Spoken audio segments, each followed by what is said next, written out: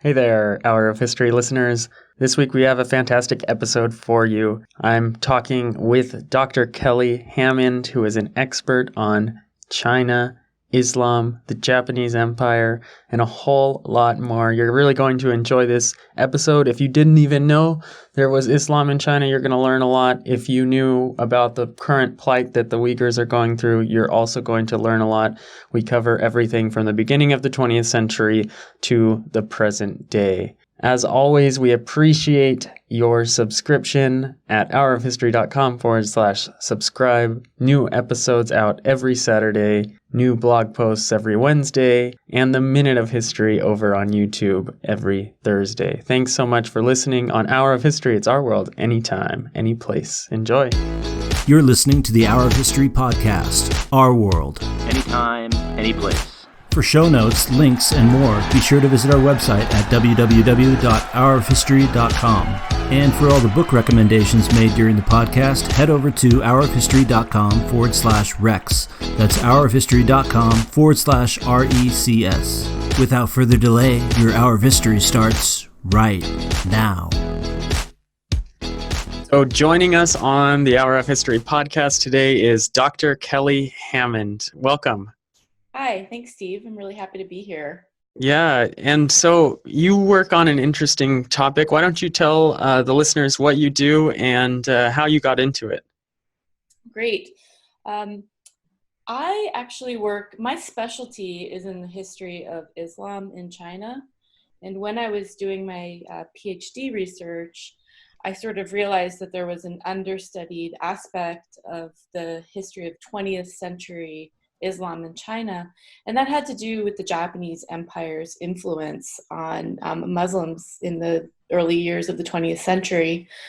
And so I started framing my research questions around the expansion of Japanese imperialism on mainland China and the ways that the Japanese Empire thought about and was sort of using Muslims in their imperial expansion in the 30s and 40s.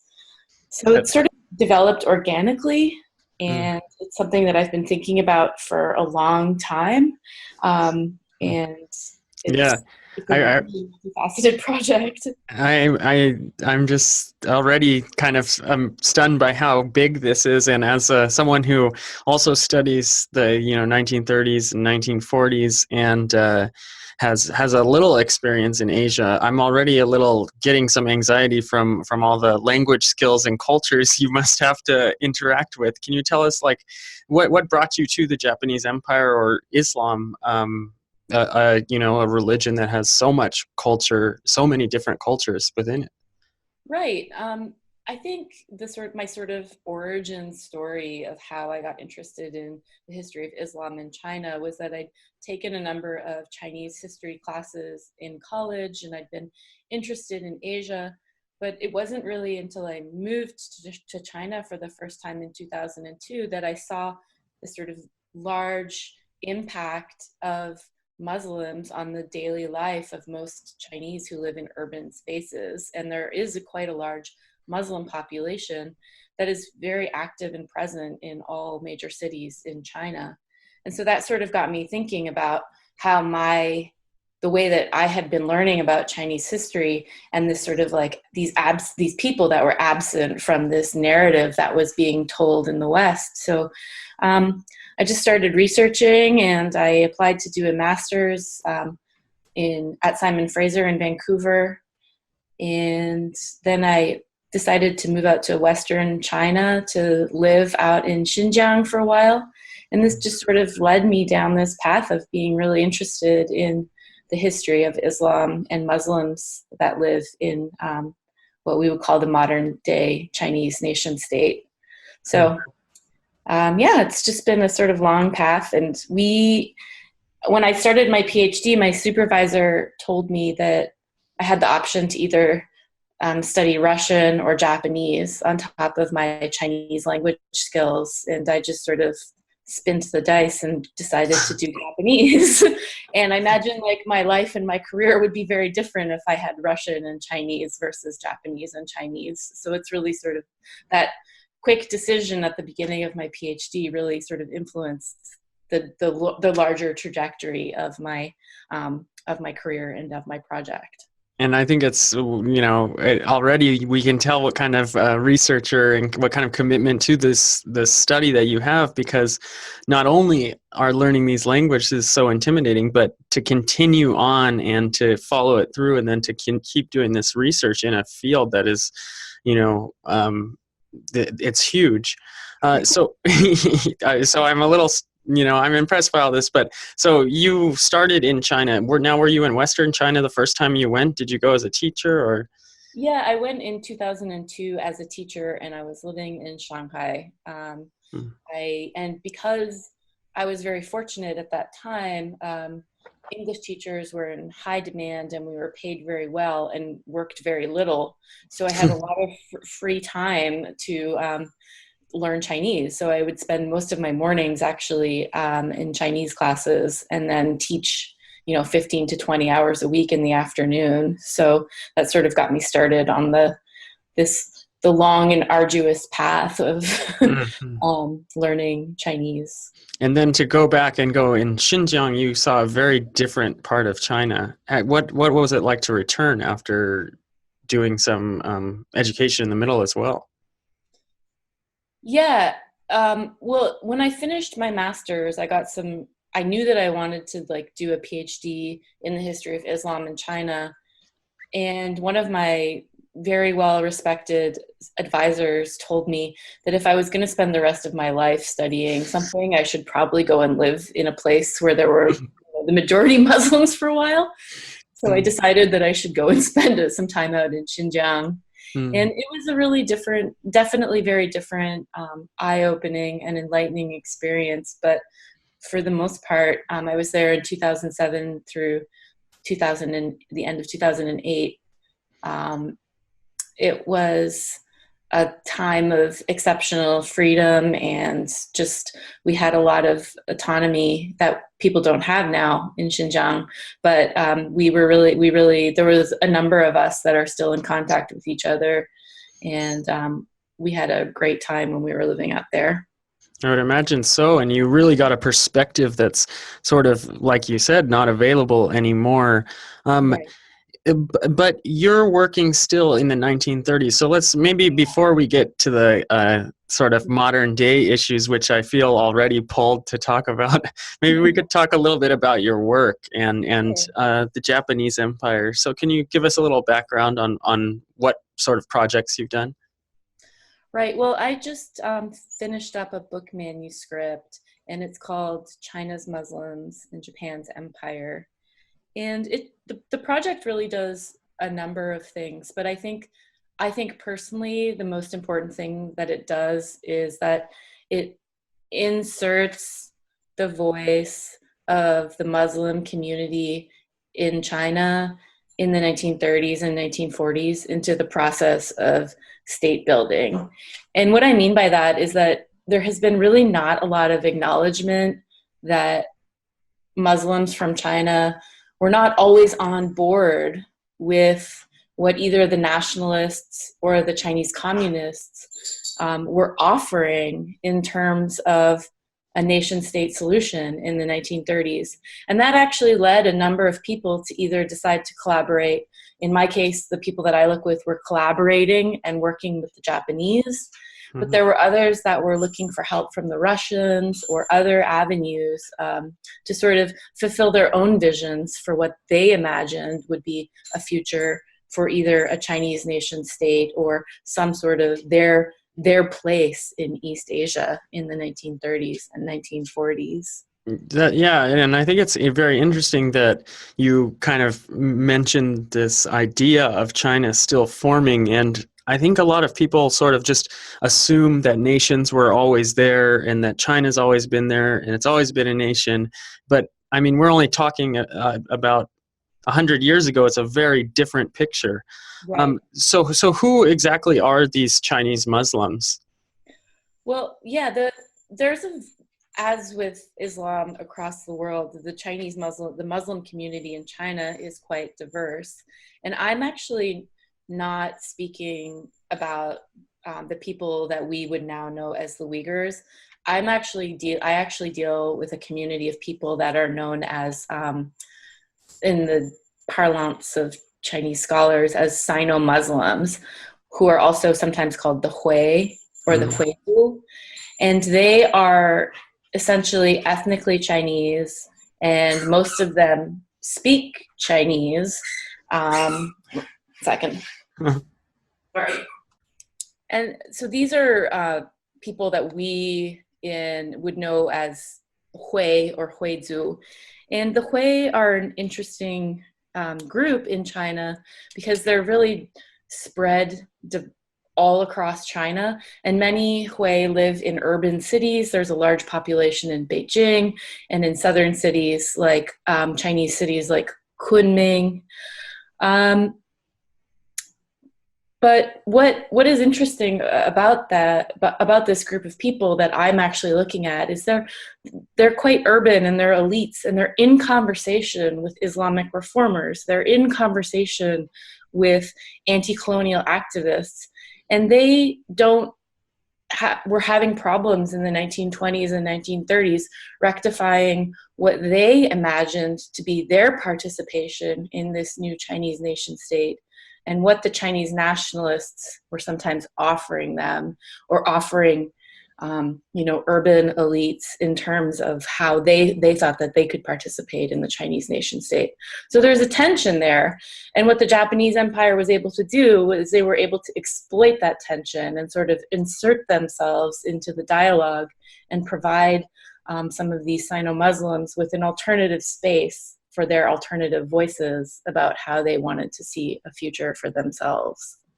And so it's kind of an interesting role too for the empire to take. Did you see do the Japanese sort of step in this like in the way that one might imagine the British Empire with the playing groups against each other, or was the Japanese more in the other British sort of like scientific colonial sense, trying to categorize each group as, oh, these are good at leading, these group is, How did the Japanese interact? Yeah, that's a really good question. And I think they kind of took both of those approaches in some ways. There was definitely a lot of, especially after Manchukuo was established in March of 1932, there was definitely a lot of ethnographic surveys done by the Japanese among the communities that were living in Manchukuo. And this data was used to decide who could participate in which way in the new vision for this sort of greater East Asia. And what the conclusions that the Japanese came to were that Muslims were sort of inherently good business people because of their roots to the Arab world. And now we understand all of this is very racialist and sort of formed in these sort of social Darwinist terms. But it's this, they would say things like, well, we could use the Sino-Muslims as, to help us create business opportunities, but we shouldn't rely on the Mongolians or the Tibetans to do that because they're really bad at doing business. So there was this sort of ethnographic categorization that was taking place, but they were also offering a number of very lucrative incentives apart from building schools and building mosques in Manchukuo. The Japanese Empire started bringing Muslims not only from North China, but from other places throughout the sort of ever-expanding Japanese Empire to study in Tokyo in the 1930s. And so we sort of see it, the parallel would sort of be like, Berlin in the 1930s, or even Rome. Mussolini was bringing Muslim populations from North Africa on scholarships to study in Rome, or Paris during World War I. So there was a large community of Muslims who were interacting with each other in Tokyo that were there through what we might loosely call sort of these funding agencies provided by the Japanese Empire as a way to sort of promote interaction and cultural exchange. And that time period in the 1930s and 40s, or I mean, we're just getting into the early 40s, but what is the sort of identity? Like, how defined would a Chinese national identity have been? Where are people drawing those identity lines in that time period? Yeah, I mean, is that that's hard because some people are definitely on board with the Chinese communists and what they're trying to do.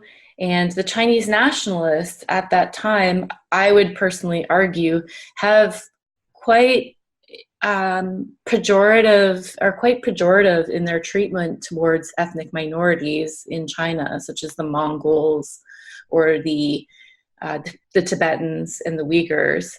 And the sort of discourse about minorities is that they're less developed than the Han Chinese. And this is not a new discourse, but it's really sort of exacerbated during in the wartime era in the 1930s and the 1940s, as the Chinese nationalists are sort of trying to hold on to their precarious hold over China in that period. So, I mean, since the 1910s and 1920s, China is a deeply divided place. The rhetoric is that it's, one nation and it's inclusive, but in reality, there hasn't been a unitary state since the end of the Qing Empire in 1911 or 1912. So, yeah. So do you see that the whole sort of almost the entire first part of the 20th century as a kind of civil war transitionary period for China? Yeah, I do. And I think that scholars are starting to pay more attention to the fragmentation in the 1920s and sort of look at it less through, it's sort of cast right now as this period of fragmentation owing in part to the fact that these different quote unquote warlords had taken over certain areas of China. And I think that scholars now are sort of trying to look at these fragmented state building efforts more in conversation with each other. But I do think that there was no unitary vision or unitary identity for China in this period. And what that does is it allows the space for all of these sort of alternative voices to percolate to the surface in a way that you don't really see in the present day. All those voices are stifled. So really sort of intellectually vibrant period where people are writing and talking about, different alternatives and how they imagine themselves to be a part of or not be a part of China. And now you mentioned that it's about China's Muslims in Japan's empire. Where does the West play in this? Because I know there's quite a lot of activity among Western European nations in China at that time. Are they interacting with these Chinese Muslims as well in the same way they would any Chinese? Yeah, not as much as you might imagine. Maybe a little bit later. There are a couple of individual OSS agents who are able to sort of interact with Chinese Muslims or Sino-Muslims in this period. But the Japanese the Japanese established an Islamic association, and they sort of have a strategic advantage.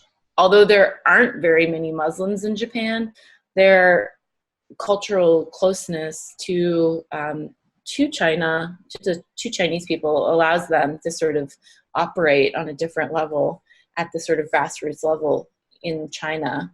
On a sort of larger global scale, I would say that the Japanese empire is definitely looking at and observing what Western, both Allied and Axis powers are doing, or how they're interacting with Muslim populations. And they're deeply interested, especially in what the Italian fascists are doing in North Africa, and with what the Germans are doing or have been doing since the end of the Ottoman Empire through to World War II. And they're offering critiques of other Western powers, of the Allied powers, and presenting themselves as a sort of more benevolent alternative to these powers.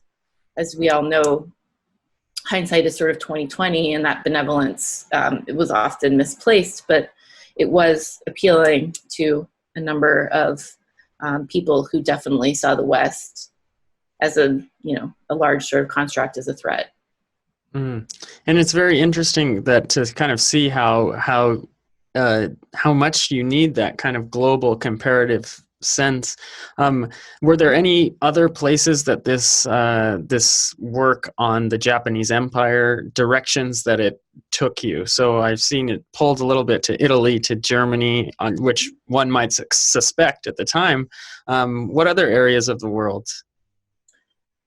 Yeah, well, one of the key sort of aims of the project that I'm currently working on is to think about the Japanese Empire beyond what we would sort of traditionally imagine to be the geographical confines of the Japanese, of the Greater East Asia Co-Prosperity Sphere.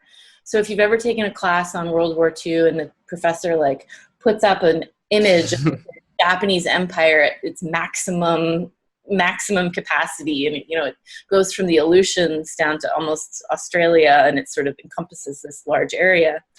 Well, I'm sort of actually trying to push beyond that and look at the Japanese and the sort of markets that they were trying to establish in places like Afghanistan, in places like North Africa. And I'm arguing that they would not have been able to sort of make forays into a lot of these markets without the help and support of these Muslim communities that they had sort of been cultivating and fostering from North China. Now I'm woefully ignorant about Islam, especially 1930s Islam. But now, what kind of sort of relationships would the Sino-Muslims have with, say, Middle East or South Asia? And are things like pilgrimage, are those being undertaken at the time? Yeah. So it's a sort of complicated relationship in that a lot of the Sino-Muslims that I deal with particularly could read and possibly write Arabic, but many of them couldn't speak it per se. So they spoke Chinese. They wrote intellectually. They generally wrote, for the most part, in Chinese. And there were a number of Chinese Muslims that saw this as a massive problem, and they were sending students to places like Al-Azhar in Egypt to sort of get back in touch with their Islamic roots. And there was a massive reform campaigns that were taking place within Chinese education, or Chinese Muslim education at the time, to sort of encourage Arabic. But from the perspective of many sort of Middle Eastern Muslims, quote unquote, Sino-Muslims are often seen as a sort of diluted Islam, and maybe not very Muslim in their adherence. And many of these tensions actually play out in 1938. The Japanese Empire actually sponsored a Chinese HoH delegation. And the purpose of this HoH delegation was, for the Japanese Empire, what they really wanted out of it was to establish diplomatic relations with the Saudis so that they could eventually try to secure an oil concession in Saudi Arabia. And so the Chinese Muslims went on this HoH, and one of the guys who went on it wrote this journal, and he's very conflicted about his sort of position vis-a-vis different Muslims that he encounters. So they stop in Sri Lanka, and they're sort of have all of these racialist views of Muslims that they meet there. They're really confounded when they get to East Africa, when the boat stops in East Africa, actually in Eritrea, because it was an Italian port at the time. Mm-hmm. And they sort of feel quite inferior, and they express that when they get to Saudi Arabia. Wow. Um, Yeah, keep going. This sounds like an incredible journey. Then they get back, and the Japanese quickly send an ambassador to negotiate, hopefully for diplomatic concessions and some oil. And by that point, the Americans and the British are onto them and firmly tell the Saudis to rebuff the Japanese efforts. Mm. So yeah, that reminds me sort of like, this is something I haven't thought about in a long time, but when I read Malcolm X's autobiography in undergrad, actually, he does mention going on the Hajj and just feeling like totally out of place. right. And language might have been one other of the issues. How else were the sort of Sino-Muslims different or struggling to connect? Well, they looked different. Like, for instance, they and especially in 1938, there would have been quite, the British, I think in that year, the British had actually stopped the Hajj from Turkey because of revolts in the sort of Levant area. And so they were just like, no Muslims on the Hajj from Turkey. And I'm sure that the Saudi milieu was sort of used to East African Muslims. But when they came through customs in Saudi Arabia, like the people were waiting for them and recognized them right away. Like they actually physically looked very different. So I think it was probably quite, they reflect on the fact that they were quite happy to be in a place where everyone around them was Muslim, because that would probably be the first time in their lives, coming from a place where they'd always been a minority. But they were also sort of deeply conflicted about some of the different rituals and practices and the variances of Islamic practices that were different from their own. And one sort of striking case about this is that this Sino-Muslim actually mentions that when they get dressed all in the white shrouds to actually take place to sort of participate in pilgrimage, he mentions that it looks like a funeral, because in China you wear white when you go to a funeral. So he feels like this sort of, he's like in these two spaces. He's deeply part of the East Asian cultural traditions, but he's also very aware of his sort of place in this Islamic hierarchy when he's on the Hajj. Very interesting. And now we have numbers, or at least, we do have numbers for today of how many Chinese Muslims there are. But do you know back then sort of any ideas of how much? Because you mentioned when they go and they're surrounded by Muslims, it's kind of obviously a different perspective.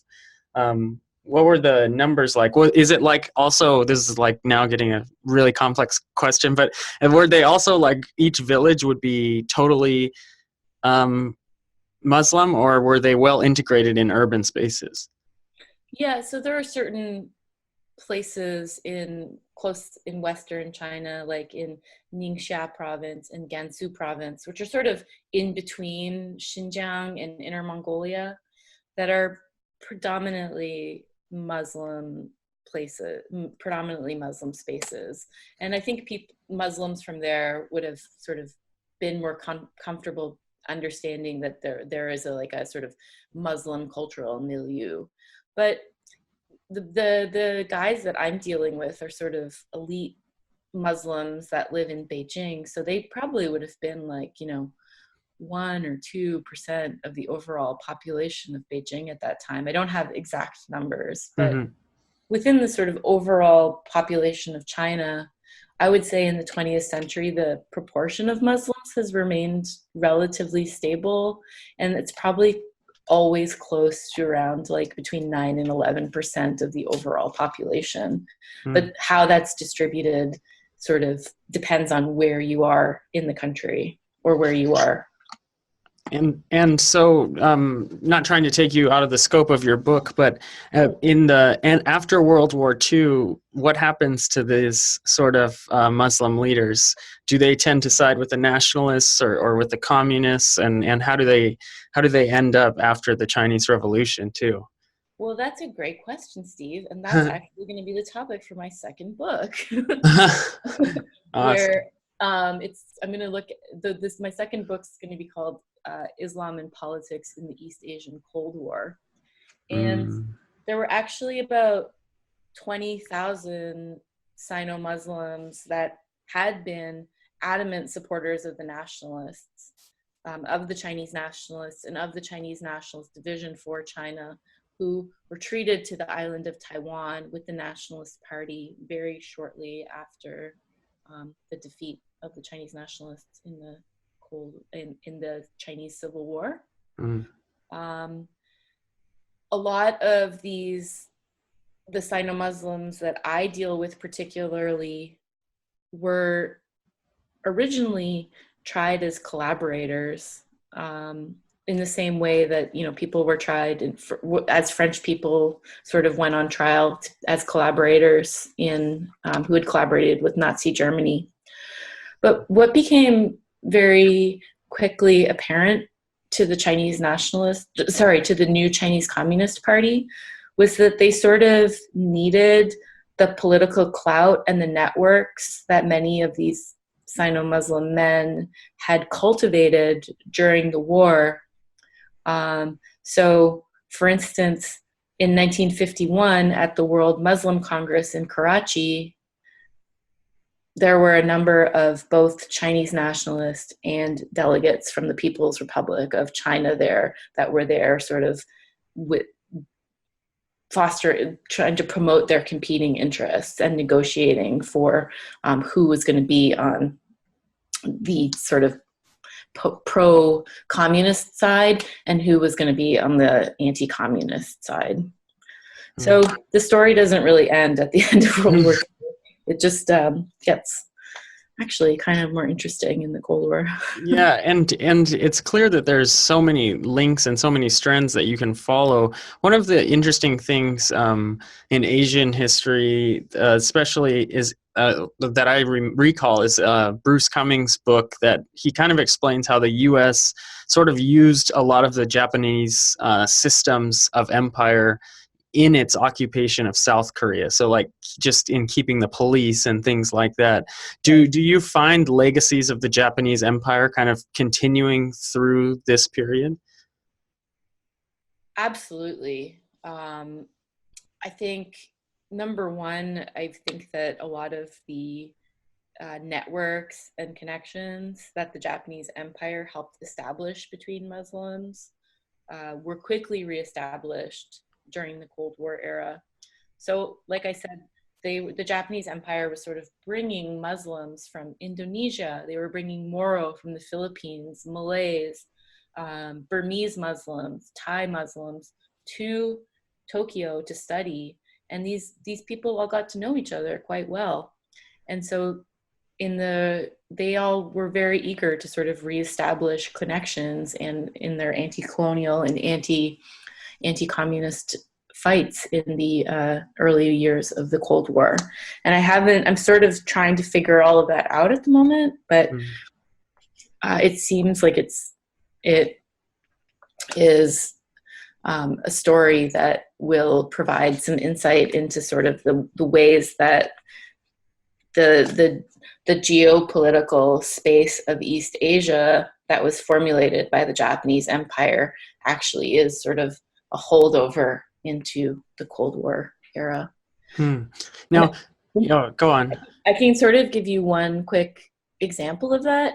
And one of the most important Sino-Muslim nationalist leaders, his name was Bai Chongxi, and he retreated to Taiwan with the nationalists.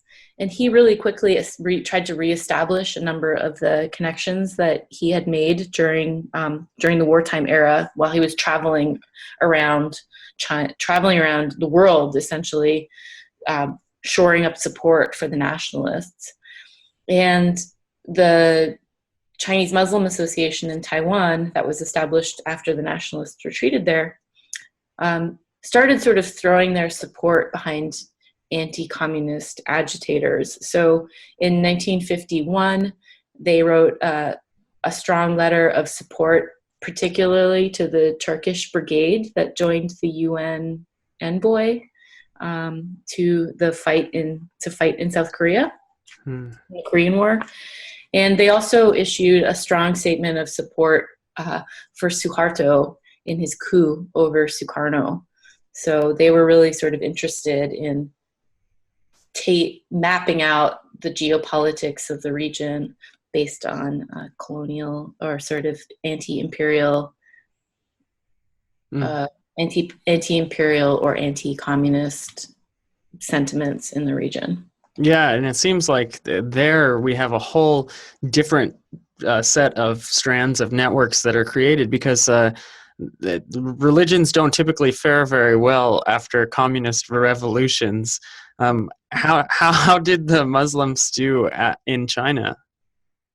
Not that great, not terribly, maybe not as badly as the Tibetans, but I think that there was some acknowledgement early on. The Chinese state sort of knew that it was in a fragile and precarious position, and it sort of made concessions to religion in the 1950s and 1960s.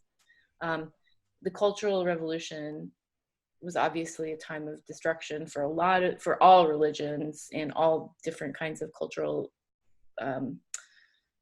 symbols in China, but Buddhists, Christians, Muslims alike all suffered and had their temples sort of destroyed or their places of worship destroyed. So I guess in certain eras in China, the state has been less concerned with the suppression of religion and more concerned with like legitimizing the nation state. And I think that might be true in the 50s and 60s. And it seems like it would be harder to sort of clamp down against Islam because it seems to be less centrally organized than Buddhism, at least in China, with clear organization in Tibet, traditions there, and then traditions more on the coast and in the south. Is that true? Is Islam sort of less? Is it more difficult for a nation state to kind of clamp down on? Well, they seem to be doing a really good job of it right now. So I think it depends on the sort of mechanisms of repression and what you mean by that. A lot of I don't really know if I have a good answer for that question in the time frame that we have. I guess you could argue that the decentralized nature of Islam would potentially allow it to be less visible or less threatening to the state than institutions like Tibetan Buddhism. But yeah, but I mean, and that's also a massive sort of comparative thing too that is kind of out of the scope. But since we're getting closer to the present, we're kind of getting teased into the present, and maybe you can talk about how this happens as well, which is something like it seems like a lot of just sort of history and Asian studies departments don't have a whole lot of experts on places like China, so you are pulled into the present and the past. But all that aside, and hopefully that comes up in the conversation, you mentioned you went to China in 2002. Now, 2002 was a very interesting time for Islam in the world. How did that sort of, what did you notice in China there? What did you notice coming from the West? What were some observations, and how did that play into your study of the history? Yeah, well, the thing that I remember most about being there in sort of end of 2001 and beginning of 2002 is that China sort of saw all my students, all they wanted to talk about was like how China had been allowed into the WTO. And it was this sort of new era for China. And I really, we were able to travel freely. We kind of went and talked to whoever we wanted to without fear or concern that we were putting people in danger. And I guess my observations about Islam at that time were sort of limited to the fact that I was coming to terms with the fact that I had learned about this place but hadn't learned about this large group of people. So trying to sort of rectify the sort of post 9/11 and China sort of beginning to see itself as having a more important role in the global politics. It was an interesting time. In retrospect, what the sort of rhetoric on the war on terror has done is it's legitimized the Chinese nation, the current party states' claims that Muslims are terrorists or Muslims are a threat and they need to be sort of de-radicalized and Islamicized, if that's a word. and so where does China sort of get these claims? Is it something that was being built up as early as 2002, or is this relatively new? Because I've seen a lot of stuff about China using sort of the language of the war on terror, using funding from that, and to push forth its own agenda. Yeah, I mean, I feel like they have always had a deep concern about separatism in Western China, especially, these things spill over into Tibet as well as in Xinjiang. There has been long campaigns to send Han Chinese migrants to Xinjiang to sort of shift the balance in the population so that there are less Uyghurs and more Han Chinese. So Han migrants are sent to that region. And it's part of their sort of developmental strategy in that there is a sort of idea that the Han Chinese need to take care of their little brothers. And these are sort of their little minority brothers. And I think that these themes go back way before 2002. But what happened with the sort of announcement of the global war on terror was that it actually gave the Chinese government like a legitimizing vocabulary in order to really begin cracking down on these people that they essentially are now actively trying to, we could call sinicize, by making them not speak their native languages of Uyghur or learn only to read and write and speak in Chinese in schools, and forced learning of stories about Confucius rather than learning about Islam. So yeah, I feel like there is a sort of long trajectory, and there are certain points along where we could point to that things either got worse or got better.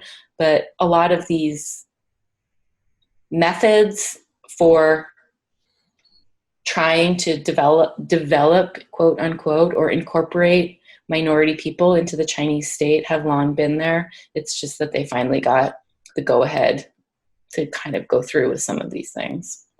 And as a Western academic and one who has experience in those areas, how has the reception sort of been to your writing about the Chinese actions in Xinjiang, and just sort of your perspective? Because I know a lot of times the typical response given is kind of like, well, China's just working on national security, and look at all the things that the West has done to its own people, so on.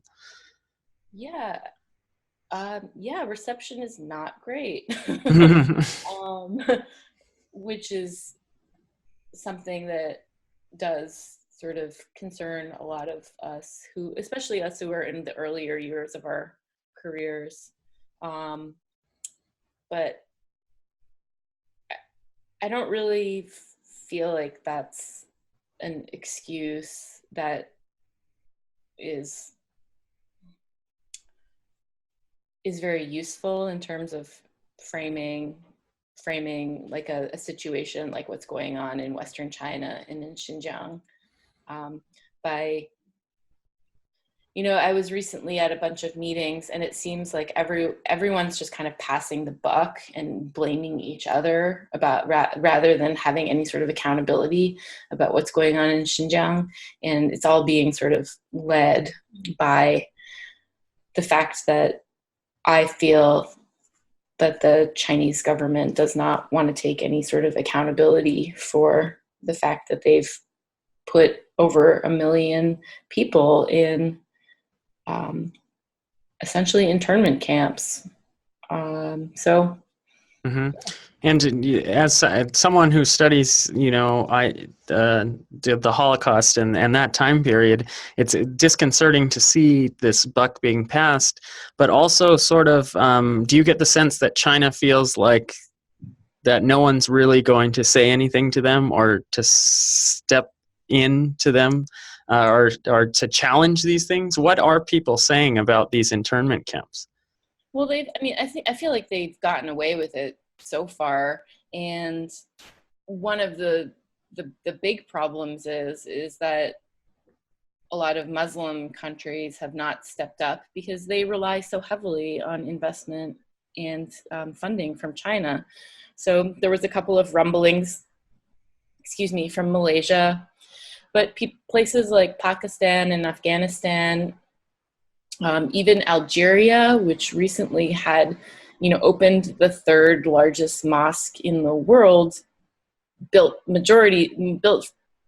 mostly with funding from the Chinese government, or with a lot of funding from the Chinese government. A lot of these places are remaining silent on what is going on in Xinjiang. That doesn't mean that the United States is doing enough either, but I feel like the Chinese government has managed to buy the silence of a number of people that it needs to keep quiet. And as long as, Canada and countries in Western Europe and the United States continue to sort of deflect responsibility for who needs to take action, things are just going to either continue or escalate. And is this what's happening in Xinjiang? Is it specifically in that region, or do you think the effects are being felt among all Sino-Muslims? Yeah, so that's a good question. Recently, there has been evidence that some of these campaigns have spread to other parts of China. There's been mosque closings and the razing or sort of bulldozing of mosques in a number of areas in China. And these campaigns are also, like, there has been an official campaign by the Chinese government to, sinify religion in China. So that extends beyond Islam into Buddhism, Christianity, and Taoism, and other indigenous religions that are practiced in China. And what this means is that religious leaders from all of these different creeds and sects sort of need to buy in to the line that the party is selling, and often are forced to maybe make concessions to the party in the way that that religion is practiced within the People's Republic of China. And so, I don't want to end on a doom and gloom note. Yeah. I feel like maybe what goes on in Hong Kong in the next couple of days will sort of dictate how much people are willing to sort of stand up to the Chinese Communist Party. And we might see some shifts in the way that they manage religion and minorities. I'm not going to say it changes overnight, but this is not sustainable, and it's not productive. I mean, the Chinese government has billions and billions of dollars invested in the BRI, in the Belt and Road Initiative, which is sort of this amorphous project that's based on this concept of like the free flow of ideas and goods. Yet central to that vision is this place in Western China, Xinjiang, where people have absolutely no mobility and no freedom of movement. So there's this very deep tension that sort of suggests that something is going to have to give or break. And hopefully that will be sooner rather than later. And it's interesting. Do you see, there's a whole lot that we could talk about here, but are there sort of connection? Like one of the things that Tibetan Buddhists seem to be a little more successful at least, was sort of explaining their cause in the United States and elsewhere. Of course, they had like the PR gold to Dalai Lama, Right. Are Uyghurs and other Chinese Muslims, are they having success, maybe not in the US, but maybe elsewhere? Or how could they? Yeah, I think that this comes down to the sort of a number of things. And one is definitely the sort of understanding or portrayal of Tibetan Buddhism in the West. And like you said, the Dalai Lama is this sort of poster child for freedom and religious expression, which is not quite that simple. Right. But the Uyghurs, obviously, as Muslims, they sort of fall into this global Islamophobia that has captured the world in this sort of war on terror.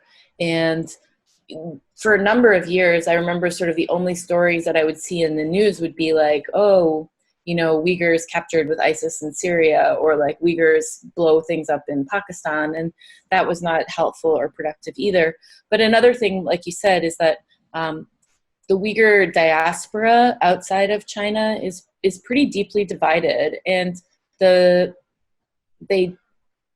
from the way that I see it, they now are starting to be more organized, but until about 2 years ago, they didn't really have a sort of one voice. And the person, Rabia Kadir, who was their leader, who was, I'm not sure if she still is, the leader of the World Uyghur Congress, was a sort of contentious figure and not always maybe the spokesperson that the global and international community needed. So it has been complicated and difficult for them to gain voice in the international community.